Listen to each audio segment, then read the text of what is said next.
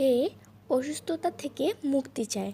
আবার তার পায়ে হাতে সারা শরীরের মধ্যে রক্তের চেয়ে গাঢ় লাল কাটার মতো চিহ্ন দেখা যায়। তাকে নিয়ে শহরে যায়। তখন ডাক্তার বলে, এই রোগীর নির্দিষ্ট নাম আমাদের জানা নেই, একে মাদ্রাজ নিয়ে যেতে হবে। তখন মধ্যবিত্ত বাবা অনেক পরিশ্রম করে, বেশ কিছু টাকা জোগায়। আবার তাকে হাসপাতালে নিয়ে যাওয়া হয়। এবার ডাক্তার বলে, মেয়েকে বাড়ি নিয়ে যান, যা খেতে চায় তাই খান।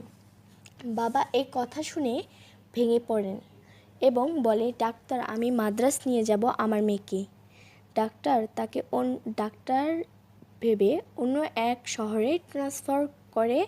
সেখানে যেতে যেতে এত অসুস্থ হয় যে তাকে অক্সিজেন পরাতে হয়। প্রথম দিন খুব খারাপ অবস্থা, দ্বিতীয় দিন পর স্বাভাবিক, তবে কোমায় চলে গেছে সে নিষ্পাপ মেয়ে। ডাক্তার বলে, আল্লাহর কাছে দোয়া করেন যেন জ্ঞান ফেরে। তার বাবা মসজিদে গিয়ে কান্না করে এবং বলে, আল্লাহ, আমার মেয়েকে সুস্থ করে দাও।